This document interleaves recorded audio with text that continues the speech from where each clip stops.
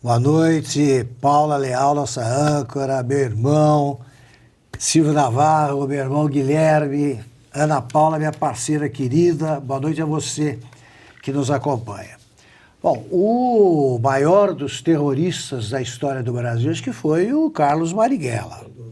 O Carlos Marighella é endeusado aí por todos os militantes do PT. Todos aplaudiram o filme em que ele aparece como um poeta, lutava pelo povo. O Carlos Marighella, ele se dizia terrorista. Terrorista é quem aterroriza. E num dos seus livros ele fala da beleza que há no ato de matar. Esse está perdoado, né? Ele é de esquerda. Em tese, como lembrou a Ana, está aí o MST aterrorizando em todos os governos, né, do PT. O PT teve em Brasília, durante o governo do PT, todos. Havia em Brasília o embaixador das Farc, né, as Farc terroristas colombianas, aí uma guerrilha que surgiu nos anos 50 e há pouco disse que teria desistido aí da luta armada. Então é o terrorismo do bem. É claro que todo ato terrorista tem que ser punido. Agora, não pode associar um ato isolado desses às multidões que protestaram e protestam diante dos quartéis, nem se pode associar a bolsonarismo. Você é bolsonarista. O Marighella estaria votando em quem? Se é que ele admitiria eleições aqui no Brasil. É parceiro do Lula. Ele é um dos fetiches do PT. Então não pode associar às multidões, não se pode associar esse ato ao bolsonarismo, porque senão o Adélio, é bom lembrar que ele foi militante do PSOL. Né? Ele foi do PSOL. E esse caso ainda está por ser esclarecido, como foi lembrado aqui. Então é o seguinte, terrorista, de novo, é quem aterroriza. Toda ditadura é terrorista. E o PT apoia ditaduras como as de Cuba e da Venezuela, por exemplo. Portanto, apoia quem aterroriza, apoia terrorista.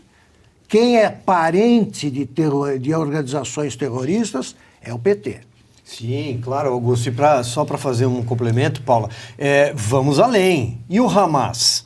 Vamos além. E quem é signatário do Foro de São Paulo, onde tem uma narcoguerrilha como co-signatária?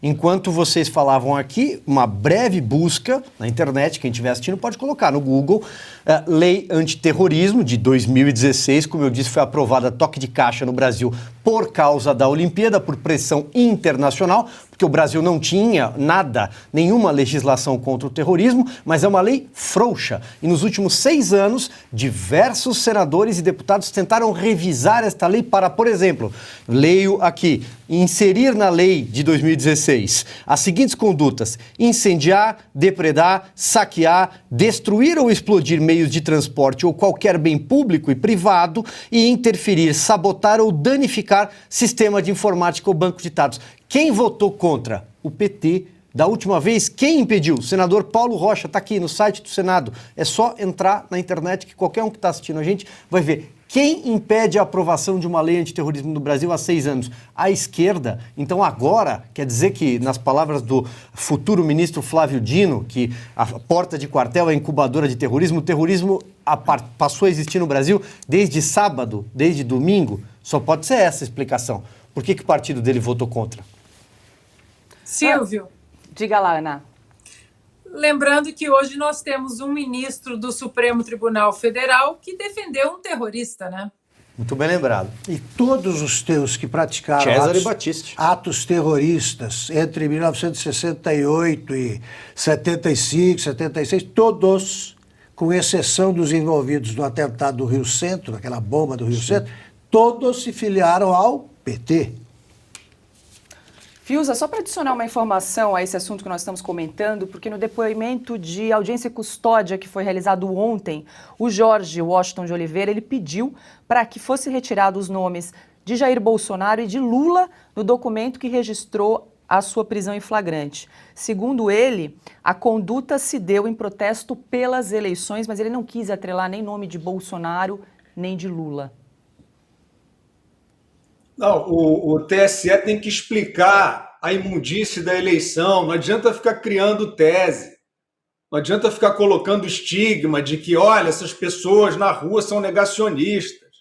Aliás, esse discurso está acontecendo desde a eleição, desde a própria eleição, e não só da parte do TSE, do STF e dos devotos aí da pilantragem que votam no Lula e fizeram essa lavagem.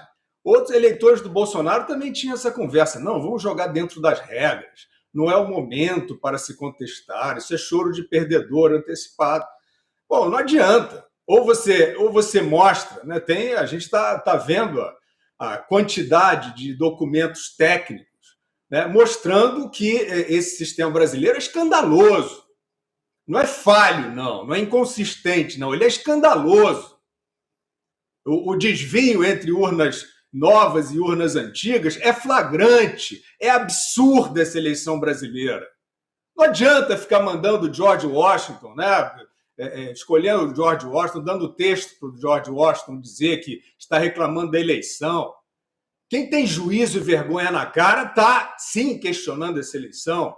Ela foi questionada tecnicamente pelo partido político do presidente da República e o TSE respondeu com ameaça e coação. Multa milionária, etc., ameaça de extinção do partido, bloqueio de fundo partidário, isso tudo é ditadura. A gente está vendo que o Congresso brasileiro realmente acabou. Não só o que existe, como o eleito. Porque se o Congresso eleito, se os parlamentares que estão chegando, ou os reeleitos, tivessem vergonha na cara, teriam parado tudo também. Como é que é essa história? Lá o presidente do TSE, que virou um comandante policial, um censor, não sei nem mais o que ele é, dizendo que o partido caminha para a extinção. Ora, o Congresso Nacional é a casa da representação direta, popular, proporcional. E o Senado é a casa do povo. Lá estão abrigados os partidos políticos.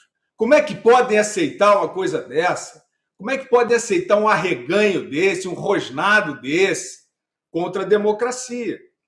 Então, é lógico, todas as inconsistências, para usar a palavra simpática, né, todos os absurdos da eleição foram tecnicamente apresentados pelo PL, não logrou êxito porque essa autoridade age como bem entende, de forma prepotente e autoritária, e também o Senado Federal, né, não a presidência, evidentemente, mas uma comissão importante, fiscalização e controle, abrigou uma audiência exaustivamente didática sobre o que se passou. Estão lá todos os registros, você vai ter uma audiência enorme, audiência no YouTube para esta sessão, que é uma audiência pública, que durou quase 12 horas, com os técnicos explicando, e não tem resposta para nada, não tem imprensa falando sobre nada. Isso é uma vergonha.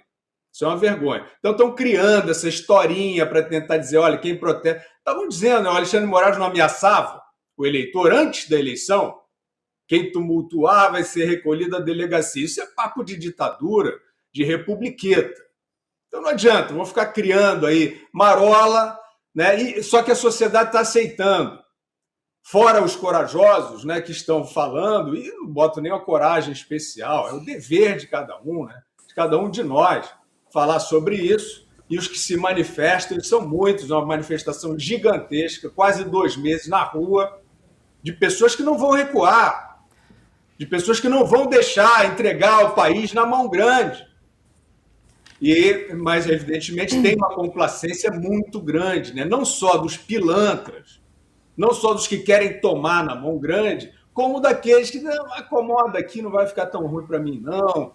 Vamos tocar isso, vamos entregar para o Lula. Vamos entregar o país para o Lula. É vergonhoso.